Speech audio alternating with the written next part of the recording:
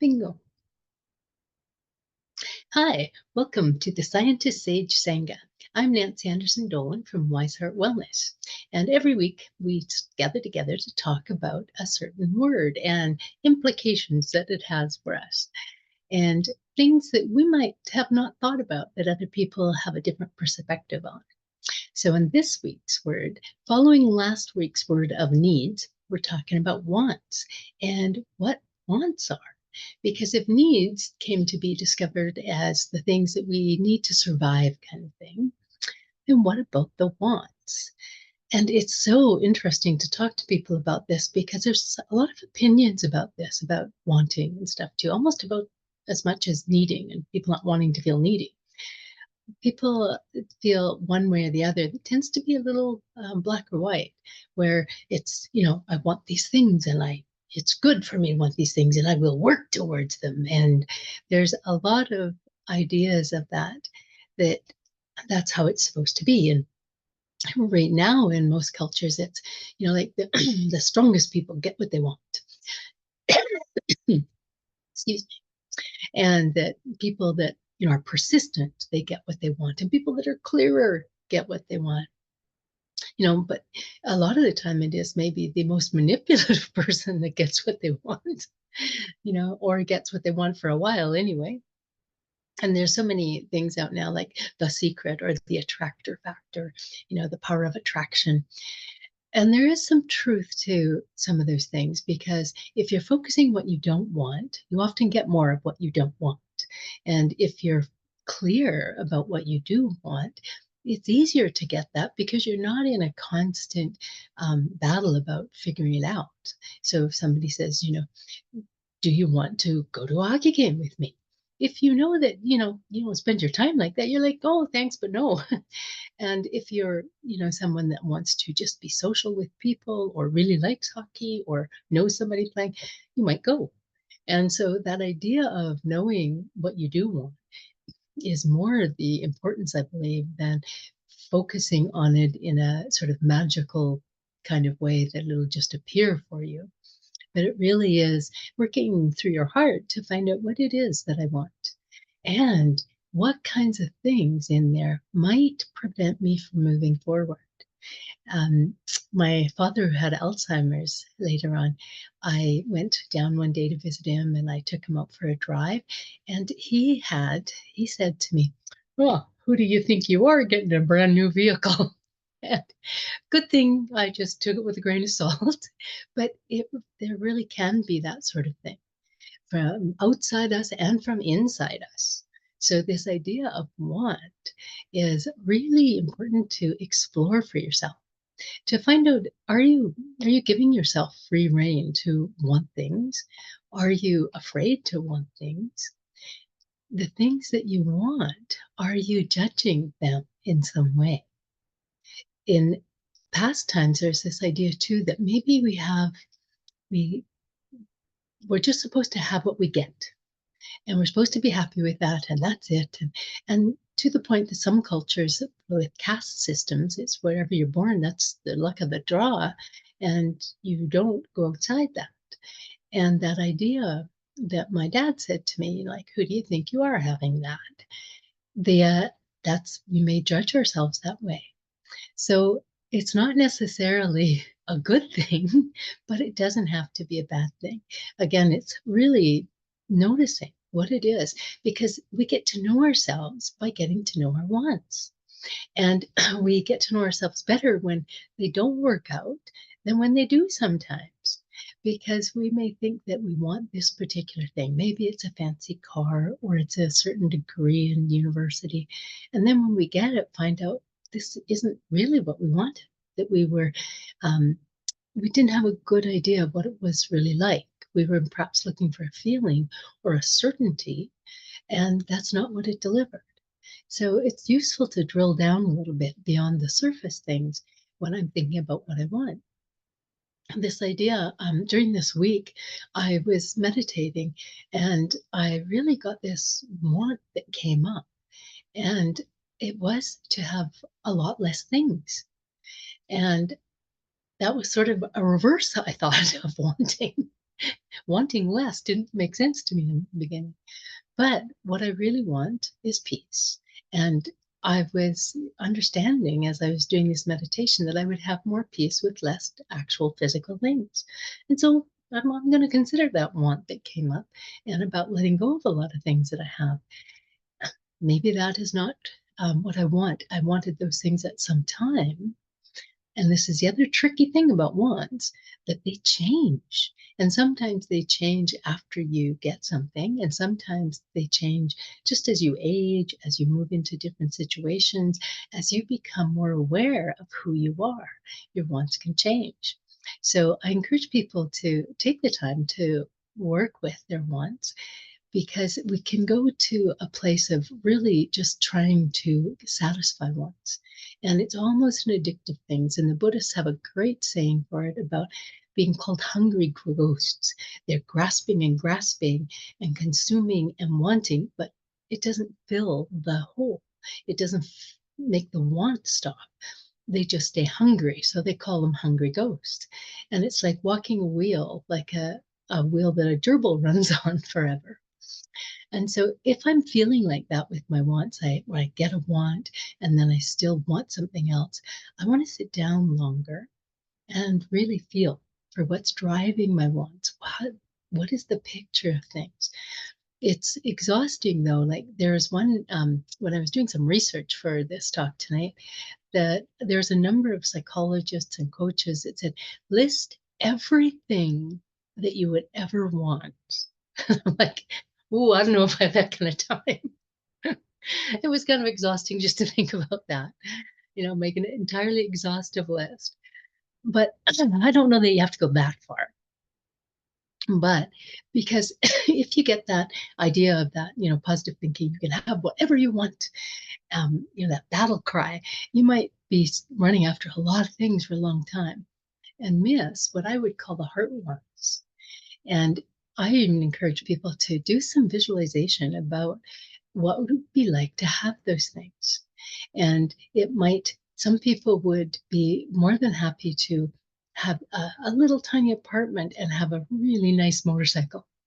And some people want that nice place for home and that sort of thing, and don't need some of the other outside things. And I tell a story of a niece of mine that was a teenager that dressed a little outrageously and all that sort of thing.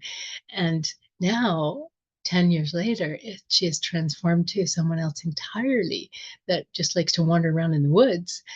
And sometimes we narrow things down a little bit and it's easier to figure it out. So I I try and work with, 5 to 10 things that I really want. And even then, there is a next list of what I might want after I move into those. But some of these are ongoing wants. Like in meditation and in my own wellness work over the years, I really know that peace is really high up on the list for me. And so I move forward in other wants. If people say, do you want to do this? Or would you like this thing? I said, like, it runs through that first filter. Will that help me be peaceful? And sometimes, like traveling for me, doesn't always make me peaceful. So I take extra precautions when I'm traveling to remain peaceful. And when I do that, then traveling becomes something that I do want. I enjoy it. It's not something I seek out all the time, but when the opportunity presents itself, and like for right now, I want to go and visit one of my sons. The travel is part of it, but how can I make it work with my other wants? I can make it more peaceful. I can take the time and consciousness to work with that. So I was joking just before we started about making our wants into the things that we have. And lots of times it is about, oh, if I want what I have, then I'm happy. And that's an important idea too, because we change in our head too.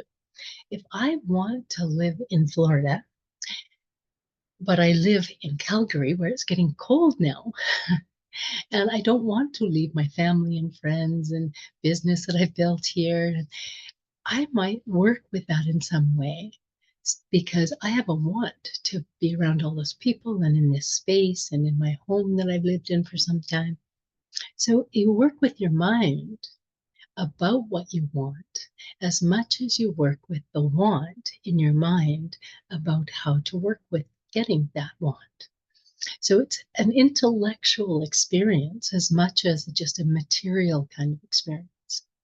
And the other big thing about that is there's so many things materially that we might list, but there's many other immaterial things that we want as well. Like my biggest want being peace. So there may be, I want to feel connected. That's not something I can go out and buy.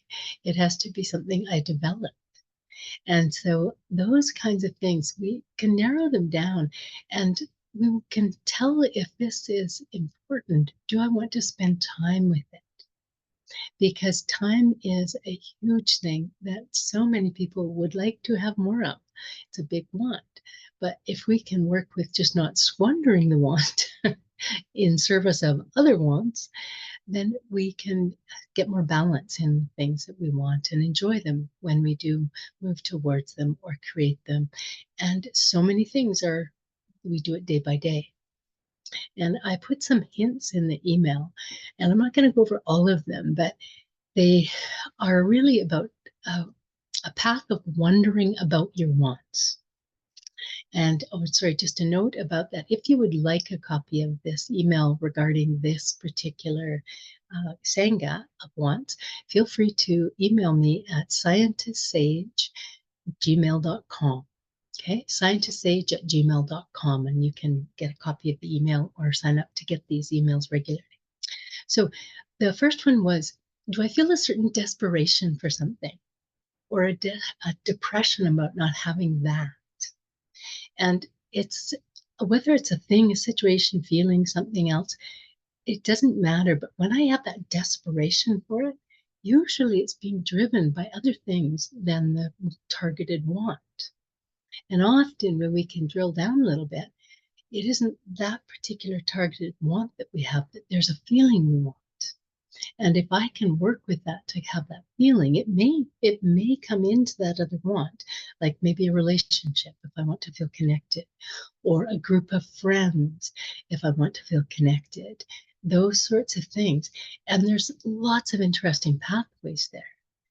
So the wants that have that certain energy about them that make us uncomfortable in some way, really worth drilling down a little bit to see if it is just trying to fix something else, or if there is really something there that we feel we would like to work towards and we don't know how sometimes.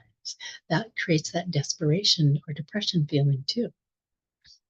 One of the other quick questions is, do I have a history of a want of the moment and then unwanting it? I know some people who go through relationships like that, and some people that have, they want the trend of the moment, and then it's done and away they go. And if they can understand they're just interested in the trends, great. That's what they're really looking for. Not that, if I just have this coat, this purse, this car, I will be great forever. Because that's just not usually the way of wants. They are a stream moving through, a stream of energy, not just a thing that gets satisfied with something.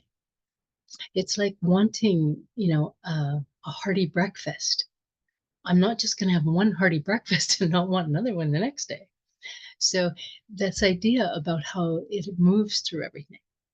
And one of the other questions was about, am I wanting something truly unattainable?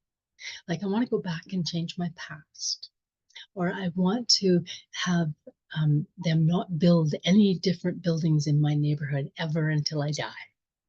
We don't control things like that. And right now, those kinds of things are actually upsetting people a lot. And so if we are tormented by unattainable wants, another time to work with spirit and mind and see what I can move through. It's usually I want to clear something out. And if it is truly that I can't bear to live with some building near me, then I can look for a different place to live. But if I want to change something that has happened, this is a therapy job, not a shopping job. And about appreciation. Do I appreciate what I have, or am I frequently looking for the satisfaction feeling in wanting something more? And that can happen to us as well because we thought we would be satisfied with this thing and we're not. And it's fine if I can settle into flowing with that want. Like I'm going to change some part of my garden and then I'm going to want to change another part. I can actually even look forward to that wanting. But if I feel like, oh no, when I've done this, this will be all perfect, and then find that it isn't ever, then I'm not sitting around enjoying it for a few years before I do something else, then I'm probably on a different wheel and not finding satisfaction in things. And working with my appreciation and gratitude for things can actually decrease my level of wanting. And it isn't about, it's not okay to want things. It's not okay for us to be tormented by wanting things. That's what we're trying to shift there. And so there's, some of the things we were talking about. And one of the other ones that I referred to a little bit about up here about wanting something, then not wanting it. It's like the right now wanting. I want this and I have to have it right now. That kind of urgency behind our wanting, that can be problematic as well. And it might be, in my house, the blueberry season is important. We want blueberries while they're in season. And we make sure we go to the store a lot. And especially when it's near the end of the season, we get our blueberry fill. And that's great. But that's a practical right now wanting. And lots of times people, they want someone else to change maybe, and they want them to change right now, or they want themselves to change and they want it to be different right now. And those kinds of things, having your child be not a toddler, not 2 years old for a year, it doesn't help to want that because they are going to be 2 years old for a year. So the idea of a right now wanting is one to watch for too. And there's a little practice of sifting that really, really can help explore your wants and see whether they go in I really do want this. It's a hard feeling, and I'm willing to put some time and effort in it and set aside some other things for it. When you do this sifting, and sifting is an acronym that talks about sensations. How does what you're wanting make you physically feel? Is it that desperation kind of thing? Or is it this feeling of peace? Like, oh yeah, this is what I want. And I can want this and I'd still want it later on. And I can see that this would be an ongoing thing I'd stay engaged with. Or maybe physically it makes me just, like all rigid and tight. I want this, and I can't be satisfied until I get it. And it needs to be soon. Then we want to see what I really am looking for in that. And images. A lot of mindfulness doesn't use particular images, but I find that images are really powerful. Seeing the pictures of us with our wanted situation and things. And for a long time, I worked with people with eating disorders. And, if they got a new car, they would see a picture of themselves being thin beside the car. And I'm like, I'm pretty sure the car won't do that. It doesn't work that way. Or with the boyfriend or girlfriend, that they would be totally happy. And I'm like, you probably need to deal with the things that you're unhappy about now before an outside situation or thing will help you be happy. So images can be really powerful to work through. And you might imagine just seeing how you would feel when your wants were satisfied. And that can give you a lot of interesting information because, again, it can be how you think about things, how many things you want. What are the big other background pictures in these wants? Feelings. So the third letter there in sift is feelings. Again, we talked about checking about emotions on your wants and what do they evoke for you. And then the thoughts, examining the thoughts about the want and about the acquiring or creating it. Because if I am thinking, I just have to go there and have this all be done and ready for me and that sort of thing, often we can't get that. If it's we could have an outfit tailored for us, that kind of thing. But we can't have a relationship made that way for us. It'd be great if somebody had that business set up. I would phone them, but we can't do that. It's something we work towards, we acquire, we create, we continue with. This idea of that wanting moving through it like a stream. And so we have to think about those things. So sifting is always, always a great idea to move through the wants with. I work with a lot of people who have addictions and compulsions and that sort of thing. And we were talking about it last night, talking about backing up to a place where we can go, okay, I have a real compulsion about that. I should probably have help with other people to define if this is something I want or not. And it's so funny because so many people had really involved another person. They'll say, don't let me go and do this, get in a relationship or buy something or do something without checking in with you. And so they had nice little sort of break fences, people that were being fences for them, that they wouldn't let their wants just roll right through. And that can be really helpful to just have people working with that idea. There's an idea in 12-step programs about the sane and sound ideal for some part of your life. And so if you have a sane and sound ideal for some part of your life, and then you take your want and you compare it to that sane and sound ideal, it can be extremely helpful.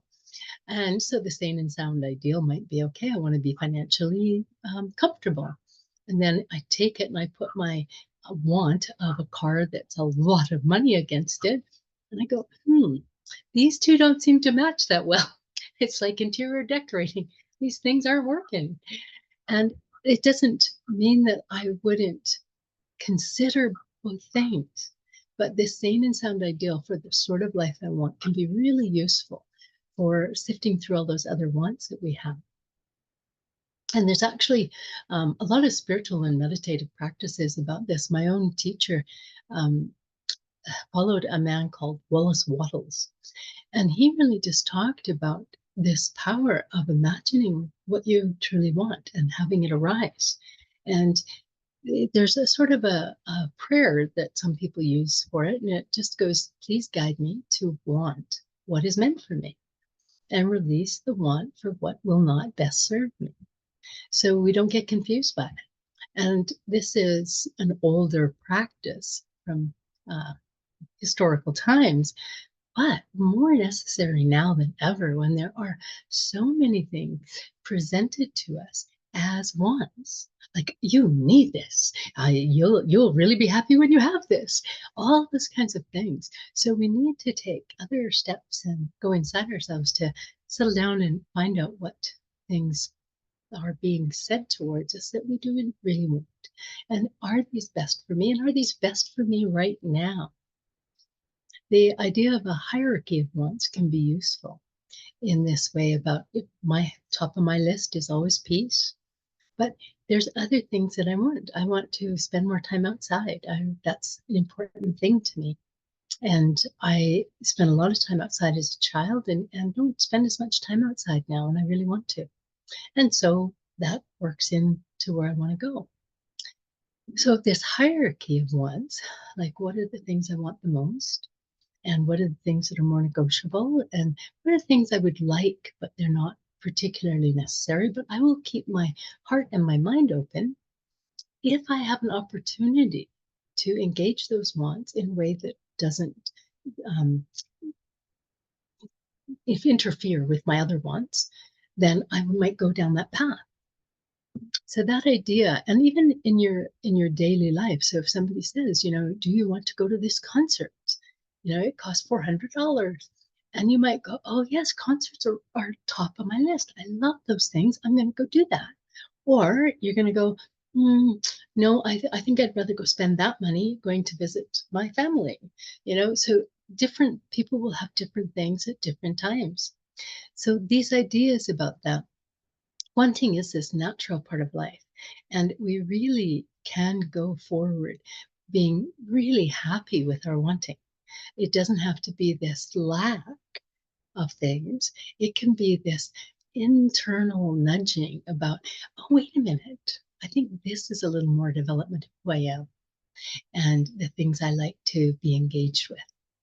Because there are so many things to engage, we'll have to make a few decisions about our wants. So, what I'd like to invite you to do is take a little moment to rest, relax, breathe. And the people with me, feel free to go off camera if you'd like. And just to open up and feel, is there something right now that you want?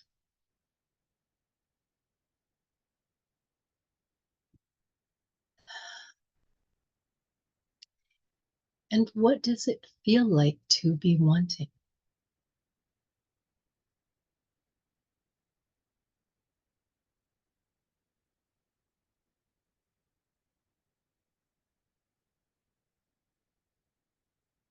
Some people might feel it to be a comfortable anticipation, and others might feel it to be an exciting challenge.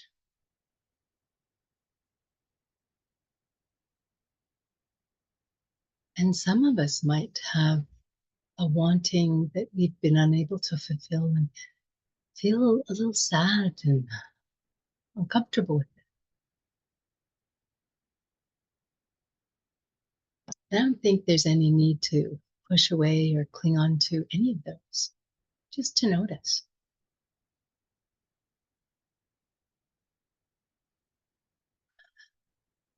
and really do some of that sifting. What are the sensations in my body when I sift this want?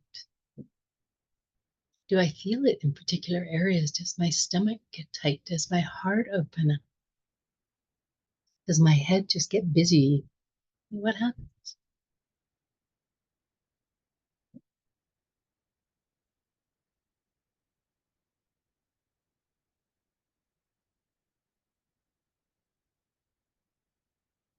And let that image come in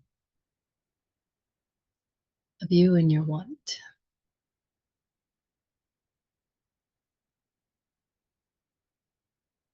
And you might want to adjust the image as you see it.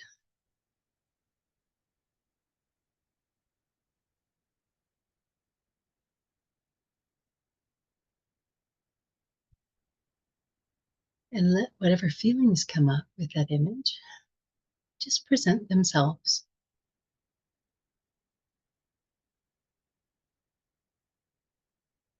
And whether that's joyful feelings or sad feelings or frustration feelings, just let that energy come up and move through. They all have something to tell us and teach us.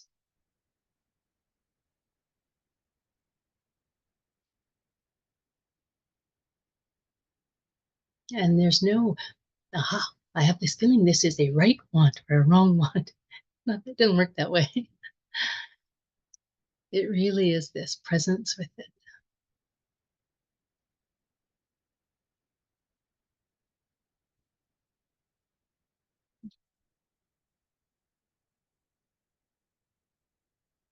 And then I'll just encourage you to take a breath and invite in any particular guidance.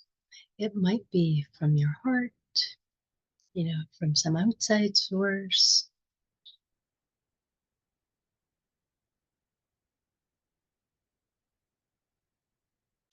And just, is there something I need to know about this? Or is there an idea I might have to move toward this?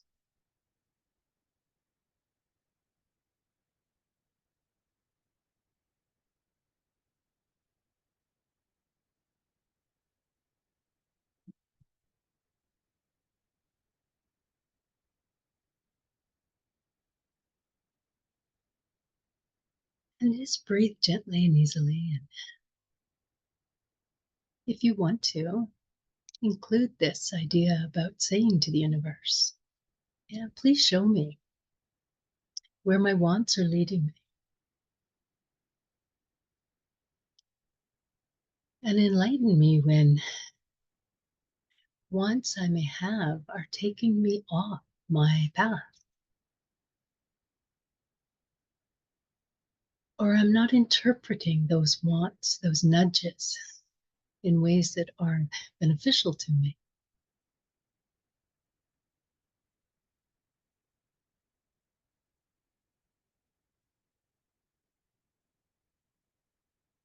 And I always finish this kind of meditation where I'm asking for guidance with something like, please show me. I really want to know. Continue guiding me around this.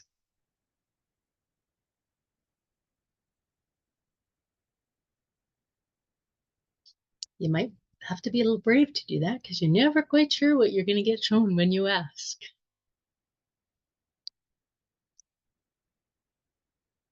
Okay. For those of you watching this later, I'm so glad that you tuned in. And please don't hesitate to send questions, suggestions for words, requests for the emails that we are talking about in a particular Sangha, or donations by Interact to scientistsage@gmail.com.